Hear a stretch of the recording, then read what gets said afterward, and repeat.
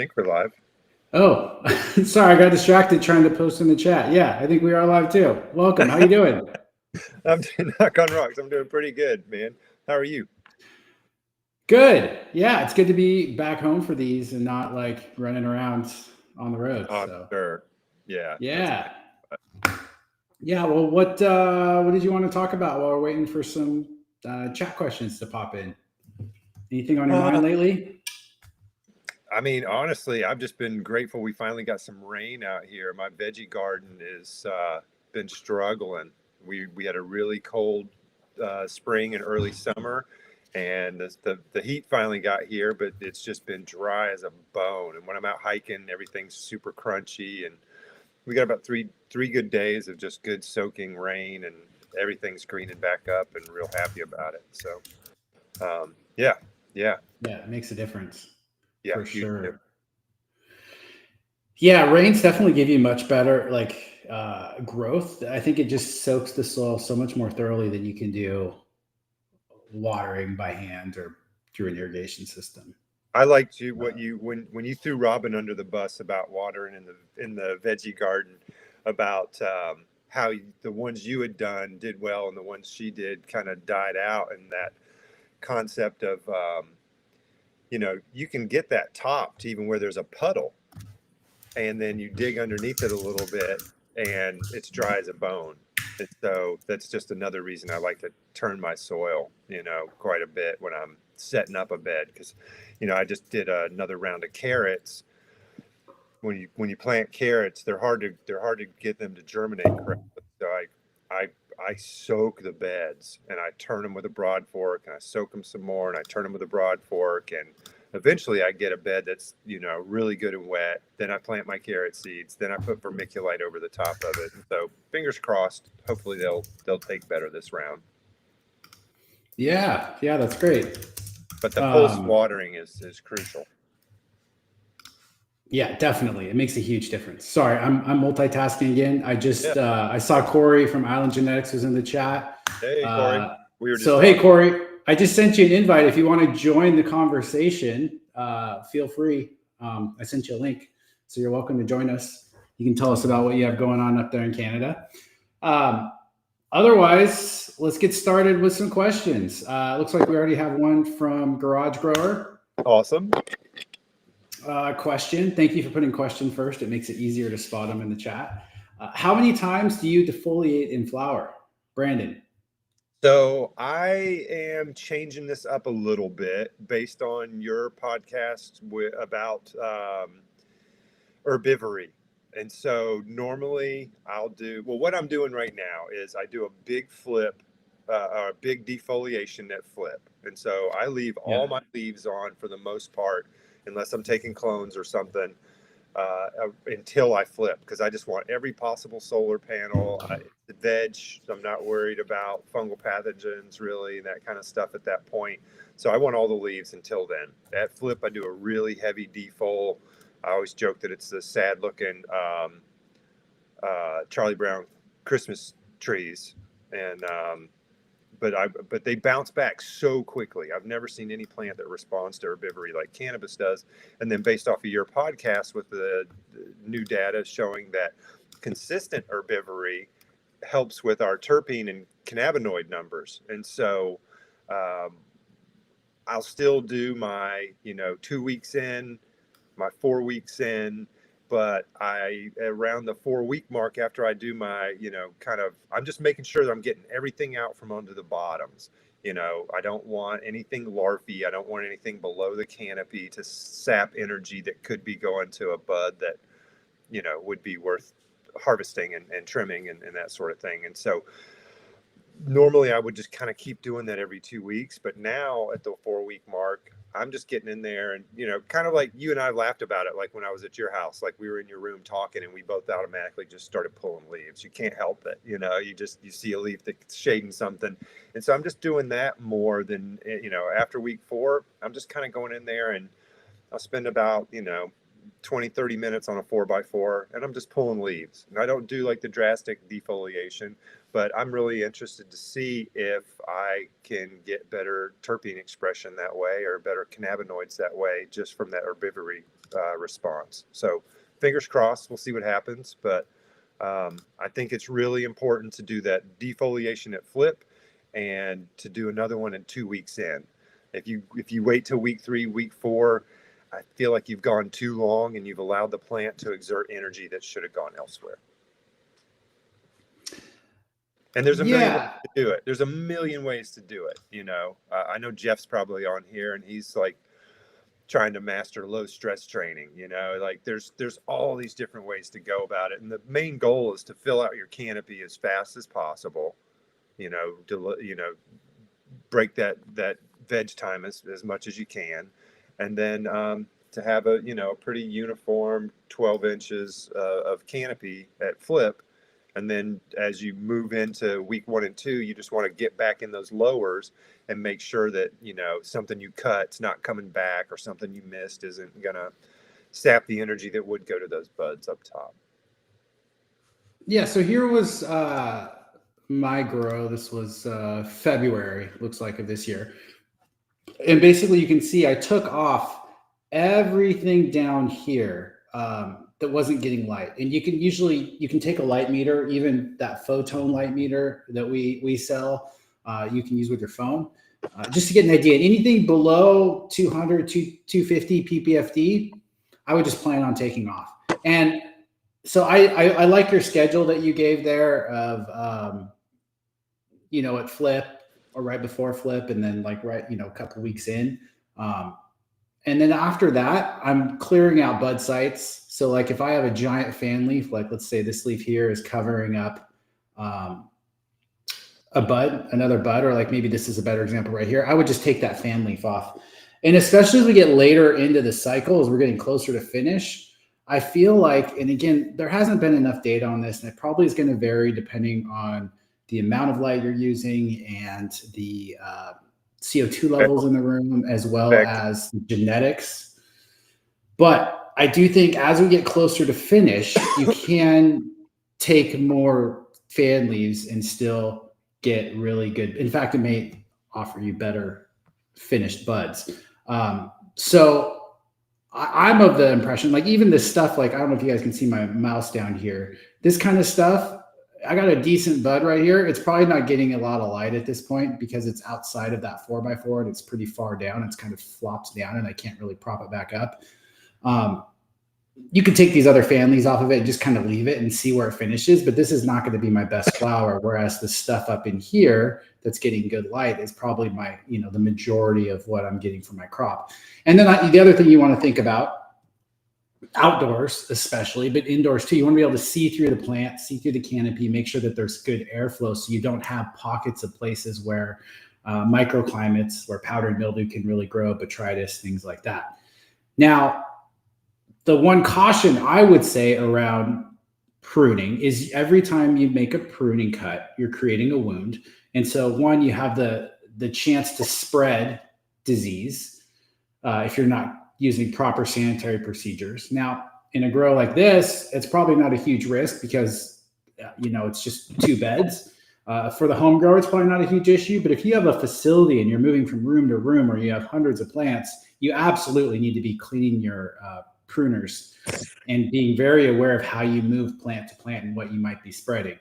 But if I had issues with diseases that I knew could be spread by wounding, I'm going to be a lot more cautious about damaging my plant in those environments where if I had really high fungal pressure, for example, things like that. So all considerations, but as a general rule, I think that what you said there around defoliation is a pretty good place to start. Yeah, and I like the right side of this image so much better than the left side of the image, because you've got all that, Let's see if I can good airflow and everything under there. Your canopy's not too thick, where the left all the way out here. The left side doesn't look like it got the same kind of harsh defoliation, or probably early on. Well, I have two different genetics running here too, if I remember correctly, right? I wasn't running all Is the this same thing. the last run you did? Those are all one. Those are all the Gary Payton That's all Gary Payton. analytes. The right side Okay. is the pots, the bottomless pots. Ah, that was the difference. Okay, yeah. So one is this side is in the ground, like just a regular transplant, and this was using the pots. And to further complicate things, this is the first time I've ever had a big issue with isopods. You know, the little roly polies. And so the plants on the left side over here got just way more demolished by the isopods because the pots kind of protected the stem, from that issue. So if I was dealing with roly-poly outbreak, I think the pots are a good like mechanical barrier, physical control that you could use to maybe reduce that. Yeah, that was a big difference. But I did try to prune them similarly. So I feel like maybe the left side just grew a lot more. Or maybe it was just like you said, like I walk into the room and I pull 5 leaves every time I'm on the right. And by the time I get to the far side, because I would come in, my door is over here on the right. Right. Maybe I just wasn't pruning as much regularly on this left side. So yeah, I would agree. The right side looks way better. I'll fully admit that I do that. That's a great point because my door's on the left. So when I walk in, that first bed, it always looks the best. It just always head and shoulders just looks the best. And I think it's just because that's the first one I hang out with. So if I get short on time, that one always gets the love, you know? Yeah, that was a great question though. Thanks for asking that. Yeah. Okay. Mother plants. Where on the mother plant is the best place to take the clones from? So this is like one of the mythologies that kind of persists in cannabis that, decades ago, there were folks that would coach you to clone from the top or the bottom of the plant based on some really good research. The problem was it was research that wasn't cannabis research. It wasn't even hemp. So for that particular plant in that white paper that people try to cite as evidence, it's not a cannabis plant. It's not a hemp plant. And so for that plant, it did make a difference, and you got better rooting from one or the other. With cannabis, I feel very qualified to speak on this because when I had my farm in South Carolina, my hemp farm, we did starts for HBCUs throughout the Southeast, and we would get orders for 20 and 40,000 cuts at a time. And so I've done some serious propagation numbers, hundreds of thousands of clones, and you can take cuts from anywhere on a cannabis plant. So I take cuts that I can sacrifice, which are usually lower branches, and so those are the ones I'm going to cut off anyway. And so that's where I usually take my clones from. The issue is with certain genetics and old genetics, they can get woody, and that can slow down your rooting. But so if you've got some green growth and you've got some woody growth, you'll probably have better success with the green. But yeah, Shane points that out too. Yeah. So what I like to do with mother plants is I like to cycle them. I don't like to keep mother plants for 6 months or longer. In general, I think it's best to take your clones off of your next crop for a few reasons. One of the biggest being is that it's a lot harder to keep a mother plant truly healthy and stress-free for that long without it picking up more viral load, pathogen load, and things like that. Whereas if you're cycling it faster and you can keep it healthy, because that's the most important thing with cloning and with plant health in general, is just starting with a really healthy mother plant. I would delay my next cycle just to get my mother plant healthy before I took clones. And I would delay flowering just to get my veg plants healthy before I further stress them by putting them through the hormonal change of switching the lights to 12-12. So I do think for me, the important thing there, or the advice I would give, is not so much where on the plant you take them, but just to make sure that you're continually cycling your genetics and taking your clones off of newer plants. Yeah. We used to joke, early on, the small group of guys I knew, we would joke around that we were trying to outrun. We were just trying to make it. We were trying to get as fast as we could because we were trying to outrun pests and pathogens. Yeah, you see these, I've gone to some facilities where they have these mother plants and that they don't even look like weed plants anymore because you have this super woody stalk, but then you have all these little spindly, tiny little branches off of it because they just cloned it like hundreds of times. And I just don't think you get as healthy of a clone or as good of genetics off of that versus just taking them off of, multiple plants or a healthier mother plant that's only, a couple months old. Making sure you've got good calcium and phosphorus numbers isn't going to hurt you. Yeah, on the fertility side. Good point. So Shane asks, talk about how important VPD is in veg to keep humidity up. So VPD is vapor pressure deficit. There's an app by Dr. Greenhouse that people can get for their phones. Everyone should download it. It's free. Basically, it's just a relationship between humidity and temperature. Brandon, do you want to talk about why keeping your humidity higher is important?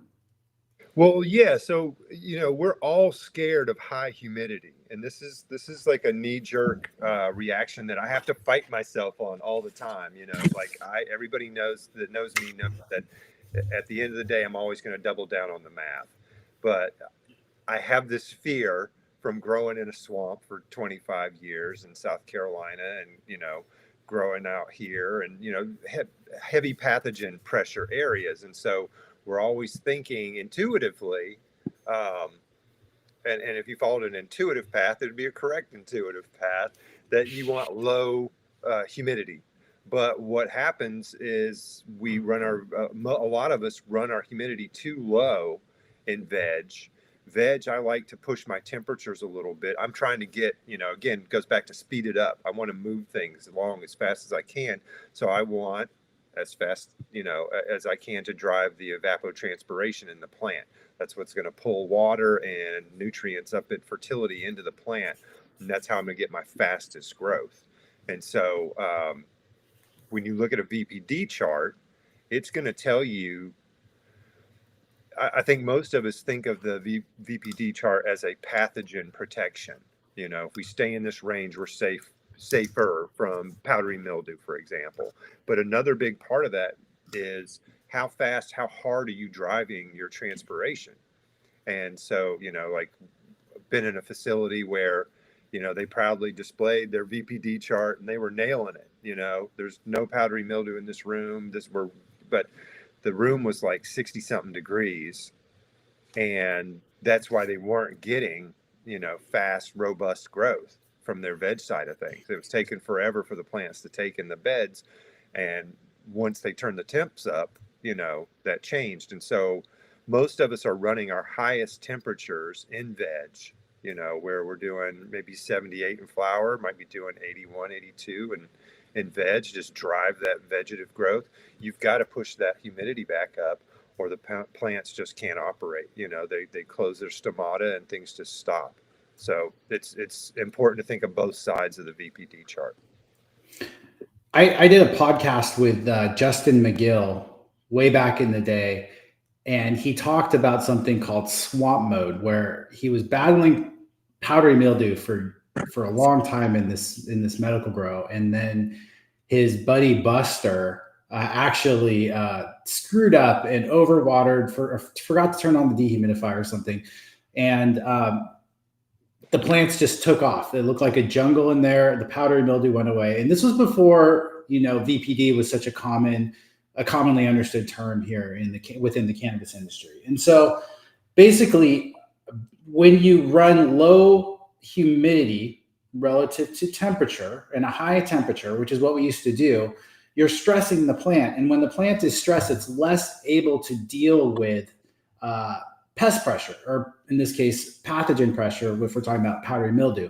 And so what I will say is that, especially in veg, you have to really screw up to get a fungal pathogen in veg. These plants are pretty resilient, so you can absolutely run higher humidity. You shouldn't see powdery mildew. based off of that, especially if you keep your temperatures up too.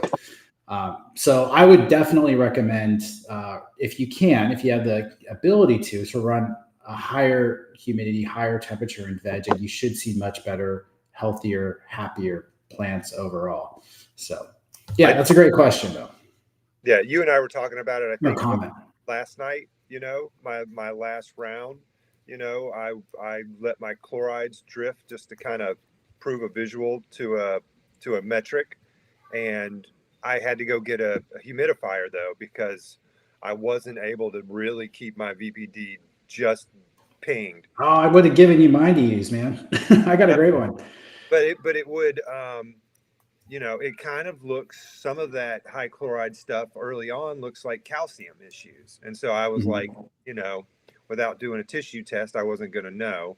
And so I just got a humidifier and made sure my VPD was dialed in. And so, my plants lost any of that stress.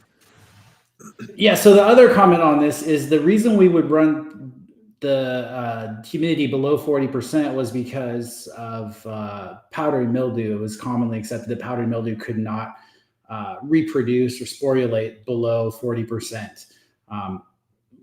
As we know now, I did an interview with Dr. Nicole Gauthier, a pathologist at the University of Kentucky. The most recent interview, she talks about how there's two predominant species that we see infecting cannabis, because you have to keep in mind powdery mildew is just a whole classification of fungal diseases or pathogens that display as like white powder on your leaves, and not all of them transfer among different plant hosts. So the one that's on your squash may not be the one that infects your cannabis, but it also may, because some of them are just very opportunistic.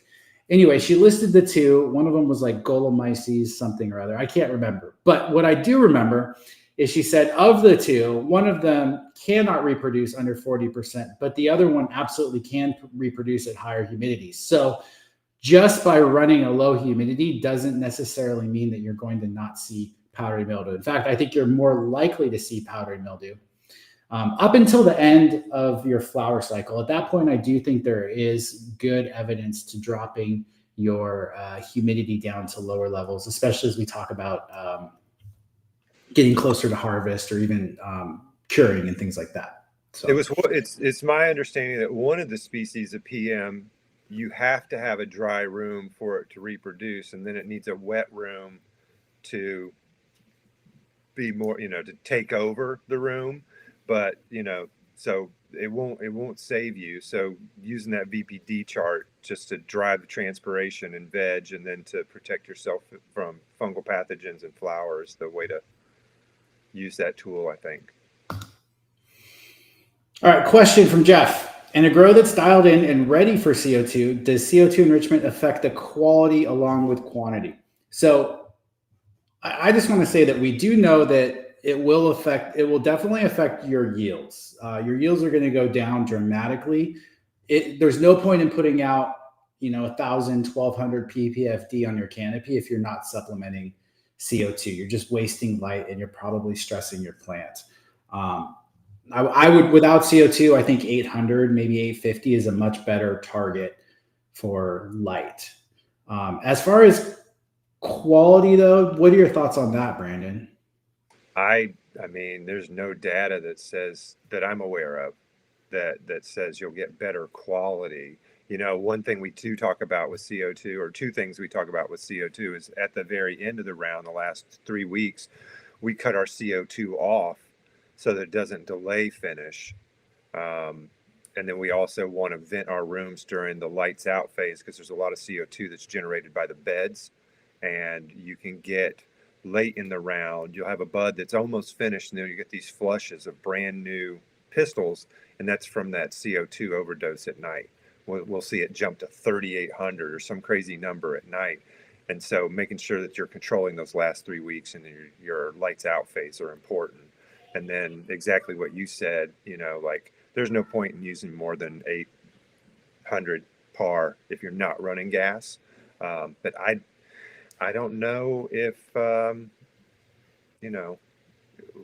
maybe, if we bring up the dilution conversation, I know you've talked about that a good bit, Yeah, that's where I was going to go next with this is if anything, and this is just pure speculation, there's no evidence of this that I've seen, but if you were pushing the plant a lot harder and using CO2, if anything, I think your quality might go down a touch just because the plant only has the capability to produce so many terpenes, so many cannabinoids. And if you're just maximizing your yield, which again, we're probably not doing, but if you were to, then you are in effect diluting the amount of cannabinoids on, and trichome density on that bud. Though, and I haven't released this podcast, I'm hoping to put it out tomorrow. There's some research from Dr. Jose Leme that just came out. You haven't even heard this yet, Brandon. Basically, trichome density doesn't correlate with THC or cannabinoid percentages whatsoever from his research, which is kind of crazy. You think the more trichomes you have on a bud, the higher the levels of THC you would expect to see, or the more cannabinoids. But what he found was it's more complicated than that. The trichome heads on and the types of trichomes that you see are very different on these leaves, and so you can't. One, we're not counting them correctly. There's a lot of different ways to do that, and we're not doing it optimally. But two, just the density alone is not a good metric for determining quality. So looking at a bud and saying if it's really frosty doesn't tell you the quality of that bud, other than it has higher bag appeal, which I thought was really interesting. And he goes into that in more detail. I'm hoping to put that out tomorrow. It's been on Patreon for a couple of weeks now. Yeah, very cool. Yeah. Nice. All right, moving down. Jules was the next question. He said, can you talk about sprouted seeds as fertilizer? I sprouted corn and used it both freshly sprouted and blended into water, and also dried after sprouting and then ground to a powder and top dress. It seems to make the plants happy, but I don't specifically know why or when is the best time to use it. Do you feel comfortable addressing that, or do you want me to talk a little bit about it? I mean, I don't know a whole lot about it aside from, you're probably adding some productive enzymes, a little pinch of nitrogen, and I don't do the sprouted seed teas or anything. I used to, but I never saw any kind of change in my plants with or without it, so I quit doing it. That's kind of my process of elimination style of growing. But yeah, I mean, the idea behind it, and I think I've talked about it on these lives before, is that, and this comes from Clackamas Coot, just to give credit for where it's deserved. The idea is that when you take a seed, and a seed contains all of the minerals and nutrients and enzymes and everything a plant needs to grow. You can sprout a seed on a napkin. You can sprout a seed in inert soil. In fact, seeds don't really want high fertility soil. That's why we typically don't recommend sprouting seeds in like our biochar soil. We'd much rather use a seed starter, something that's got better aeration, more oxygen and gas exchange happening, and less water holding capacity, and much less fertility, because the seeds don't want it until they're a little bit, they've grown a little bit. But what you're getting inside of a seed, and typically people think of I think that's where this coconut water came from, because coconut's like the largest seed there is. So that's commercially available. So we take the stuff that's inside of there, and it's going to be higher in enzymes. Enzymes speed up reactions. We need enzymes in order for chemical reactions to occur. And so by having higher levels of these enzymes, and he talks about how in brewing, that's what malted barley is. We're arresting that sprouted barley at its highest enzymatic levels so that we can use those enzymes, specifically amylase in this case. They don't really care about the other enzymes, which may be more beneficial to gardeners, at its highest enzymatic activity. And then we're using it to brew beer or whiskey or whatever. But in the case with these other seeds, you're doing a similar thing. You're sprouting the seed, and then you're taking it and essentially applying it as a way of getting more enzymes onto the soil. Now, do those enzymes last? Do they have any persistence in the soil? I have no idea. Does it make a difference and help your plant grow? Some people swear by it. I did a trial and I did not get any results in my tomato greenhouses when I did it. In fact, it was sort of a falling out point for Coot and I, because he's pretty upset that I didn't really get behind it because I didn't have good success with it. But like I said, some people swear by it. So I'm not here to say that it doesn't work or that you shouldn't do it. I'm just here to say that I didn't have success with it, particularly noticeable success with it. Same.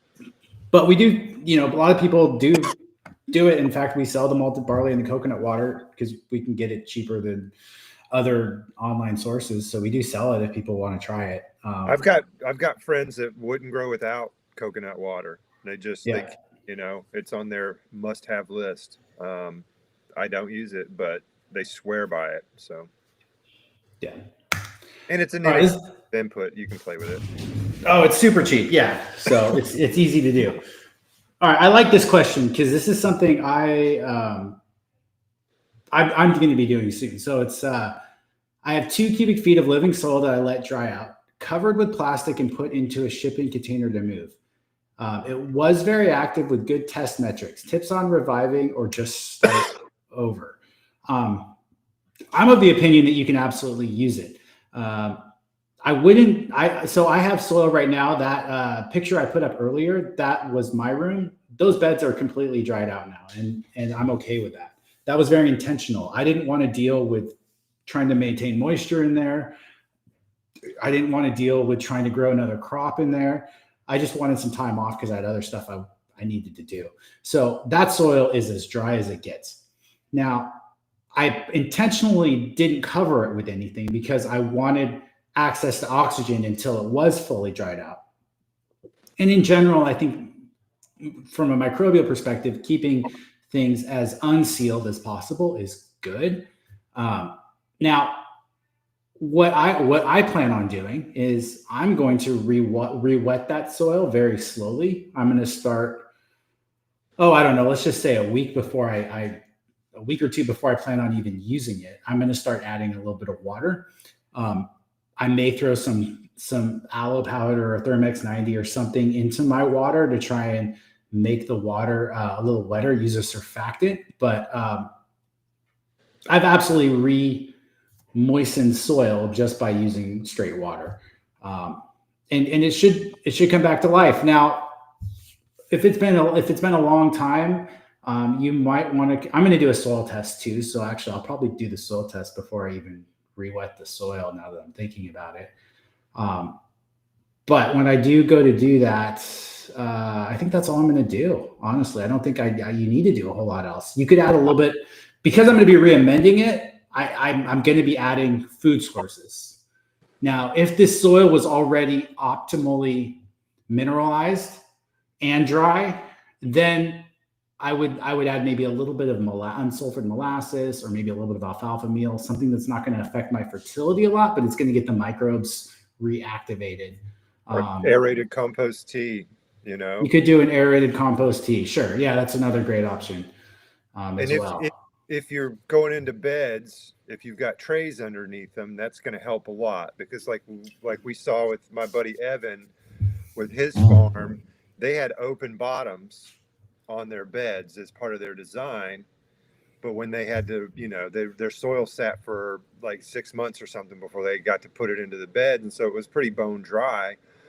And when they went to re-wet that, luckily they had drains in the floor, but it was still a mess because they didn't have anything under that.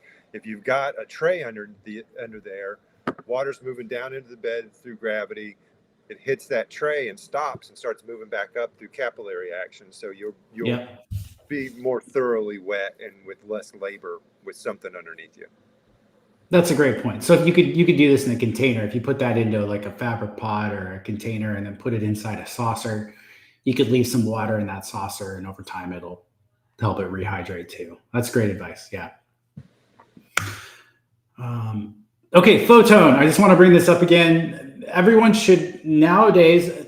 Light meters used to be so expensive. I have well, it's not even a fancy one. It was the least expensive one at the time. I have a Sun System par meter that I used for years. And it was really useful. Now Photone has one that's like $28. You can get you can unlock different things on there for whatever spectrum you have, whether it's outdoor sunlight or LEDs or HPS, and it hooks up to your phone.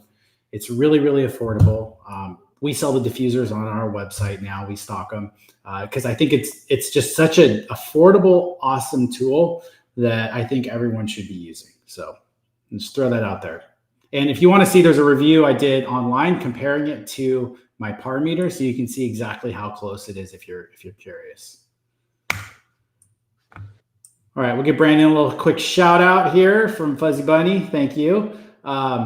He's running Brandon's Sour Chills crosses, and he's excited to see how they go. Yeah. Thanks, man. Yeah, keep me posted. Can't wait to see what happens.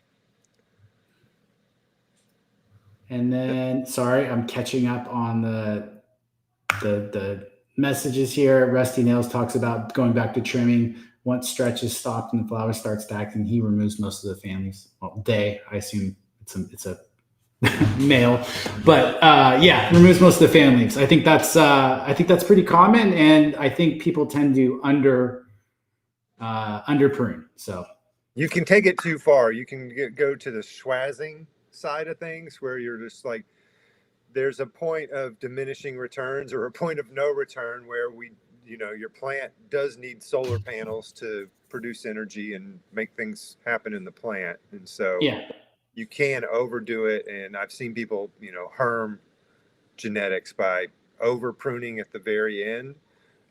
They didn't get seeds because it was at the very end. So there wasn't time for anything to develop, but just something to keep in mind. But yeah, I'm an aggressive pruner. Everybody knows I'm. That's a ton of labor too. My thing is like take off all the lower stuff that's not getting good light, unless you have under canopy lighting.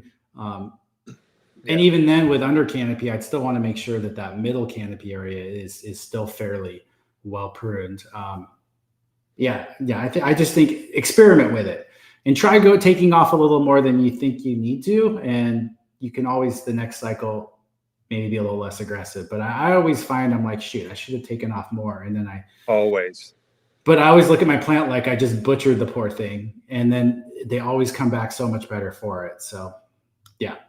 Yeah, I feel like 3 days into flip, I can't tell that I cut them, and I'm savage about it. All right. So, Organic Tendencies asks, are clones more sexually stable than their seed mothers? So are they less likely to herm? Brandon, do you have thoughts on this? I have thoughts on it. I don't have any data on it, but I would think that the seed mother, one, it's got a tap root, and so there's certain enzymes that it has that a clone will never have. And clones are round after round after round, and so the opportunity to pick up some sort of bacterial load or something, unless, like Tad was saying, you're rotating your clones every 3 months, they should be identical, genetically. If you take the potential pathogen load and that kind of stuff out of the conversation, I don't think that one would be more sexually stable than the other, but I could be totally wrong on that. I don't know. My thought would be, if you're cloning this plant, it's because you've already grown it and you know that it, stayed like sexually stable. So we didn't hermaphrodite that first cycle. I would assume, and again, this is just a pure assumption, that plants that are being cloned are more genetically stable in general than plants from seed. But this is going to go back to how well that genetic line was really worked and crossed to tell you really how stable those genetics truly are. But in general, I think most clones tend to be more stable than seeds when it comes to this sort of thing. But I think it's going to vary, again, depending on the genetic makeup of the plant itself. Yeah. And the environment. I gave a mutual friend of Tad and mine some genetics that I've had for years. We've never had any herms, and it hermed like horribly for them. And, and they said it was their environment, but there's different things that can set off a plant, but I don't know. I don't have any data on this. Here's a nice one for you, Brandon. I took your recommendation and flushed my beds based on the soil tests. I did 10 to 50% more to the recommended amendments after flushing. And the plants look insane right now after just 11 days in the soil.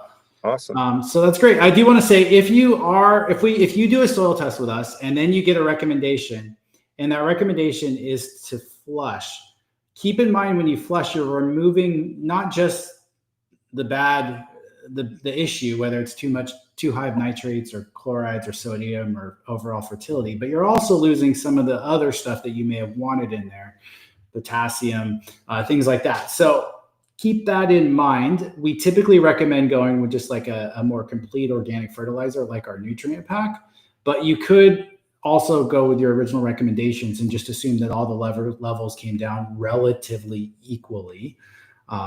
I would have estimated that you would have run out of fertility. Again, I don't know who this is in relative to your soil test, but just doing 10 to 15% higher than your original recommendation, I would have thought you might have ended low, but I think that's great that things are going well.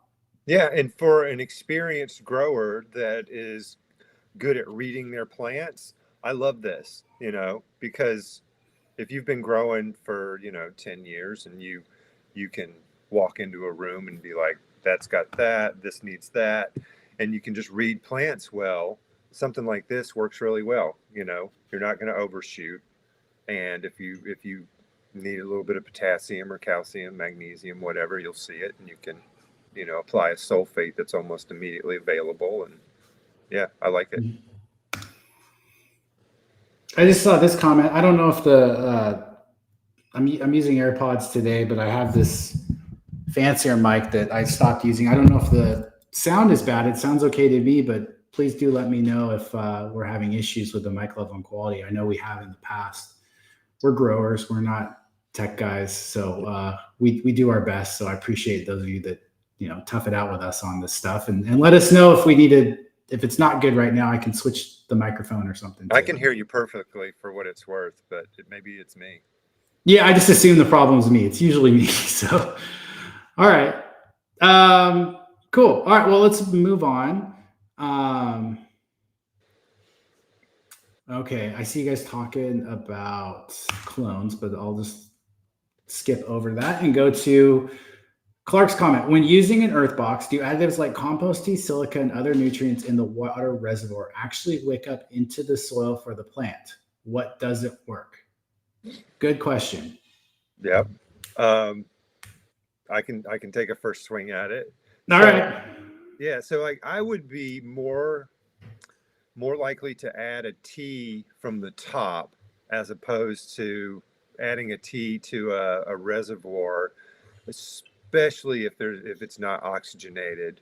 I think that's just safer and more likely to get you a better population and more diverse, productive biology rather than putting that into your reservoir. Silica could definitely wick up into the beds.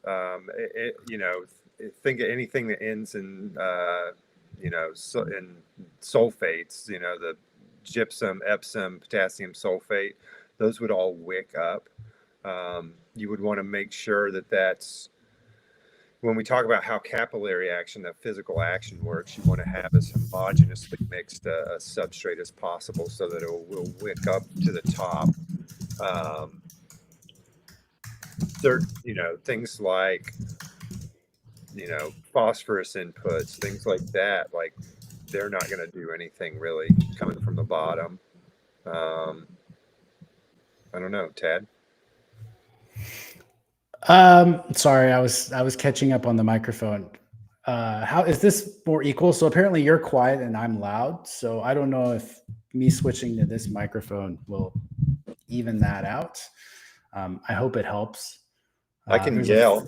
There's a fireplace on this wall, so I can't put a picture over there. And I got two on this side. It's just the angle makes it look like there's less on the wall than there is. Anyway, someone let me know. As to the question of this earth box, I also would agree. I like the compost tea. I don't really want to put it in my earth box reservoir because I would worry about biofilm. Probably less of a concern with potassium silicate, But in general, I think it would be better to put the fertility from the top down. I always prefer to top water, especially fertility. Yeah, sorry. Okay, so I'm getting a little feedback. I'm echoey. All right. I'll work on it, guys. Thank you for letting me know. But I'm not gonna be able to fix it this round. Okay, let me get back to these other questions. Sorry, I got to go back up to where the last questions were. There's so many in here. This is great. Nice. Yeah, that was an interesting comment. I'll throw this up here. All right, I'm gonna put both of these. So Rusty says, understanding how VPD works is great. Homeowners investing in trying to maintain VPD is silly. We don't need consistent results. And to justify that, he says, stresses make weed better. VPD perfection apparently produces commercial grade dispo weed. Great info to know if you see issues and try and decipher it. I think that's an interesting perspective. I would say that I think everyone should know VPD. I try to, as a home grower in my home grow, maintain optimal VPD. And the way I look at it is without doing that, I'm going to end up with poorer quality weed with higher risk of pathogens and other issues and slower growth and all of those things, because it's just so important overall. I don't know. I would push back on that a little bit, and I would say that this idea that commercial facilities have perfect VPD it's probably the opposite. I think facilities struggle with this a lot more than even a lot of home growers, just because you have such a large mass of soil and media, such a large biomass of plants. Things fluctuate quite a bit. I don't know. What are your thoughts, Brandon? It's an interesting perspective. I'm not saying you're wrong, Rusty Nails. I just wanted to share it because I thought it was interesting. Yeah, I like when and I'll just say this first and foremost. Rusty's on here all the time, always has great comments and great feedback, so I appreciate you being here. I would push back on this a little bit, just in that, when you say we don't need consistent results, that who's the we? Just because I know a lot of growers who, like myself, are just as interested in data farming as they are cannabis farming. And so for folks that want to approach cannabis and treat it like a lab where we can learn, being able to set consistent metrics is really important. Now, I am maybe different in that, I'm agronomist for a substrate and soil company, but I have a lot of friends that are interested in those same metrics, and being able to perform a true one-to-one test round to round. So if I can't keep my par the same, I can't keep my VPD the same, I can't keep everything else in the room the same, how do I know if this additive made a statistically relevant improvement or not? And so I think it just comes down to your level of control that you're shooting for. And so if you're not concerned about consistent results or doing, data analysis, then yeah, who cares about VPD as long as your plants are landing. And that's for home growers, that's the message I try to stress all the time. For a home grower, do what you want, don't do what you want to not do. Just make sure it's fun. Make sure you're having a good time. Make sure that you are providing the best, safest quality cannabis you can for yourself. I mean, I think that's a big motivator for a lot of us. At my age and the amount of cannabis I've smoked, I don't know how much paraquat, DDT, 7 dust is in my body. It's not good, and so one of the big motivators to grow cannabis at home was not just improved quality, but safer, and so as long as you're doing that, I think it comes down to each individual person. Like, I know there's folks in our Discord group that they definitely want to have their stuff dialed in because they're performing experiments. And to do that, you need to be able to be consistent. So to each their own. Yeah, just in Rusty Nails, you say biomass is not quality. I think that's a valid point too. Totally agree. The way I look at it is VPD is not where I'm gaining or losing quality. It's where I'm gaining or losing risk for pathogens or gaining or losing yields due to poor evapotranspiration and things like that. So, and which dramatically affects nutrient movement, through the plants. So the way I would approach quality, the way I look at quality, it's more related to number one, your genetics. That's going to be the biggest determining factor in terms of the quality that you're going to get at the end. Poor genetics, don't care how good you grow them, you're not going to get good quality weed at the end. But number two, I look at kind of more holistically, like, okay, we need to look at our fertility. Do we have our fertility right? Do we have the right levels of macro and micronutrients in there? Are we maintaining moisture levels that are optimal for plant health? Do I have all of these things dialed in? Is the plant getting enough light? What's my limiting factor of growth? I don't see VPD or environment as really being the main variable when it comes to quality per se.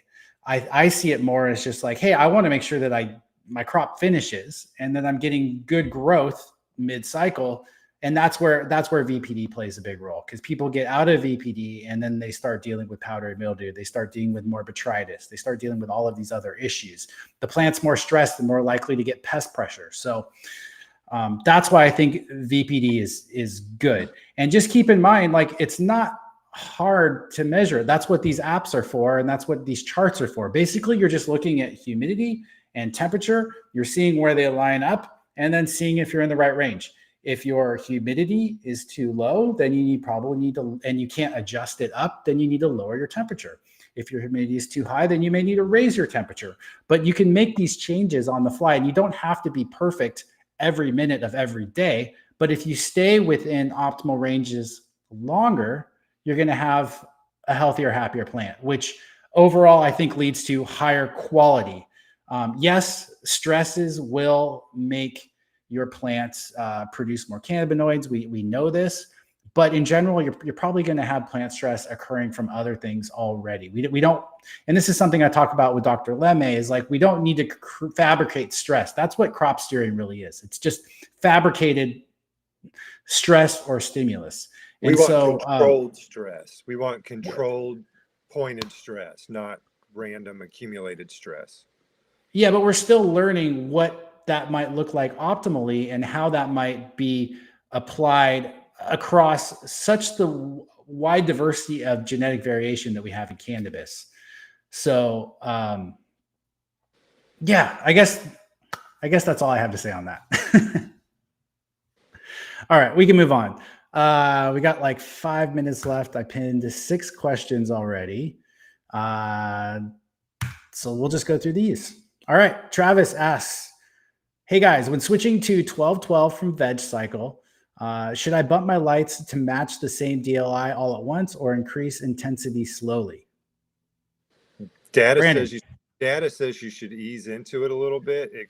I don't. I go hard. Cannabis can take it usually with light. But I know that you're a little different. You like to ramp yours up a little bit, and there's data that supports that. Well, what you're saying is you actually match DLI then, most likely. You're probably closer to that. Yeah. To matching DLI. Yeah. I'm aggressive. Yeah, I know I did an interview recently with Shane with Migro, but I can't remember exactly what we talked about there in regards to that.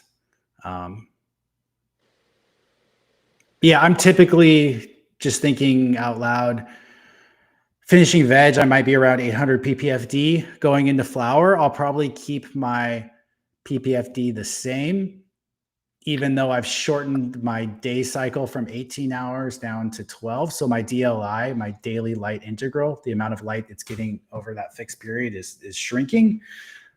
There was some research on DLI I just can't remember what it is off the top of my head. I'll have to go back and look that up. So I don't bump my lights to match DLI, but I do slowly bump them over the next few days. I think the ramp up period can be faster than people realize, but yeah, there was something on it. It's at the tip of my tongue. Good question. Mm-hmm. And it depends on a lot of things, like everything, like how healthy are these clones that are going into this room, and how well have they established roots when you flip, and there's a lot of other. That's a really good point. Yeah. All right. Marshall Mathers asks, why are my CO2 levels so high in my grow naturally around 1100? I have 4x4 beds and a 10x10 tent. My CO2 tank stays full. Yeah. Beds are off gassing CO2. And the plants are during the night cycle too. So you're getting a lot of CO2 so if naturally. You're not in the room, if you're not getting fresh air in there and pulling air out of that room, it's just going to sit in there. Yeah, I would monitor it, especially during the dark cycle. It's probably getting excessively high if it's that high during the day cycle. I'll find that I will maintain around ambient, which right now is around 420, if I'm not adding CO2 up until stretch. And that's with me, evacuating the room occasionally. Like there's some air exchanges every hour, but I'm not doing continual air exchange.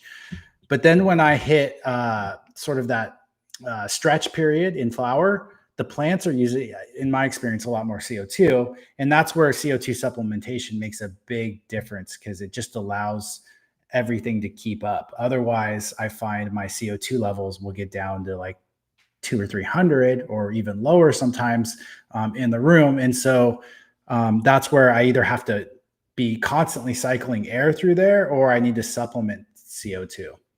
I like gas and veg because, again, I'm trying to speed that up and fill my canopy as fast as I can in early flower. After that, I'm done with it. And I'm like usually not in a rush in veg, so being a cheapskate, I'll save the CO2 for just that early mid flower period. If I want, more veg growth, I'll just start my plants 2 weeks earlier if I can stay ahead, and you'll end up in the same spot, I guess, more or less is my thought. All right, Jamar asks, in a tent with a ventilation trigger system that triggers from temperature and humidity, is it worth it to run CO2? No. It's just going to suck it out. Yeah, the tent. So if you're continually cycling air through there, then yeah, you're wasting your money on CO2. That's a good question, though. Mm-hmm. Is it beneficial to add a PK booster in flower? Green Planet just sent me a powder that has an NPK value of 150/30. Seems a little extreme and a bit nervous to use it. Well, for starters, I'll tell you that's not organic. Right. There's no way. Yeah, that's my first thought. I was like, what? 50 phosphorus? I could probably guess what the ingredients are, but they're not organic. So if you're okay with that, that's fine. I'm not here to make a judgment on that for you, but just keep that in mind. The other thing to be aware of is it's not so much about the ratios. Like this 50% potassium or phosphorus, is high, 30% potassium, but it's about your application rate of that. So if you're putting out a teaspoon of that, that's probably very different than putting out, 2 cups. Yeah. So keep that in mind. It's the dose that makes the poison, or that makes the application. If the way I look at it is this, if your plant is deficient in phosphorus or deficient in potassium at that point in time, and you apply this, you're probably going to get plant benefit. If the plant has sufficient phosphorus and potassium, it may cause additional antagonisms, and you may not see any benefit. It may be detrimental. So the answer is it really depends. Brandon, anything you want to add to that? No, you nailed it. If you've already got high phosphorus and you add this, you could block nitrogen. If you've got high potassium or adequate potassium and you add this, you could be blocking magnesium or calcium. And so we like to give a qualified answer based off of metrics, but you could always trial it, on a plant. But I like to, I had a good conversation with a guy this morning about when to add CFOS, and they were like, in week 1, in week 2, and I was like, when the plant needs it, and so it really depends on what their starting initial fertility is, how hard they're running their room, and all these other factors. I'm not trying to dodge questions. I just don't want to give a question that simplifies a complex issue overly. I think of it like when I think about the products that we have, like our nutrient pack has some nitrogen in it, which is great for veg. It's great for early flower. But if I know that if you need phosphorus and potassium mid to late flower, we really don't want to be adding nitrogen at that point, typically, unless we have a very severe nitrogen deficiency going on. That's where the bloom booster or a product like this, their PK booster is beneficial.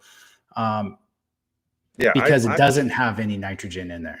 Especially in organics, in somebody that recycles their soil, adding a little bit of phosphorus and potassium at the end of the round is a good thing, because that phosphorus is probably not going to be available until next round anyway. And then that potassium, is almost always low for folks at the end of the round. So, I like that. But I couldn't say without more information. Yeah. All right. We'll do these kind of fast since we're already out of time, but it says, I feel home grows don't need CO2 added. Absolutely. Yeah. You don't have to do it. No. And you don't have to do anything. Yeah. It's crazy. Your CO2s are staying at 700 or better. That's pretty high, even with you hanging out in the room and breathing and your cats. I'm a little surprised by that, I guess, is all I would say. I remember Allison Justice had some interesting data years ago, like 10 years ago, that was showing she was doing curing data. And then one of the things that she realized was that one of the CO2 spikes she was seeing was just from staff. And they realized, oh, it's not coming off of anything. It's coming off of us. So, yeah, I think that's interesting. So, yeah, so maybe you and the cats are doing it. Maybe so. Cool. Yeah. All right. Last question. Medically Minded asks, I've been thinking about growing. Oh, sorry. I put it up on the screen here. Been thinking about growing ceremonial tobacco in a 2x2 fabric bed in the same sealed room I grow cannabis. Other than being observant for tobacco mosaic virus, what do you think? I don't see it being a problem. They're both, tobacco likes fertility. So, I think you could do them. Yeah. I don't see why it would be a problem. I don't know how fast it's going to grow. And so I don't know if one's going to. It grows pretty fast. If one's going to shade the other one out. So you just decide, so you'd want to get that timing right. But it grows pretty big too. We grew it in our greenhouse quite a bit, and even just outdoors in this Northwest environment in the summers. It's a big plant. I don't know how it would do in that small of a bed. I don't think you'd be able to really grow it to the size that you would want it to be, just to get the leaf size you might want. I would just grow it outside because it's legal, and it's a kind of a cool looking plant, and you'd have less issues with potential contamination and viruses and other shared diseases. But I think you can do it. We get tobacco volunteers out here because your brother grew it.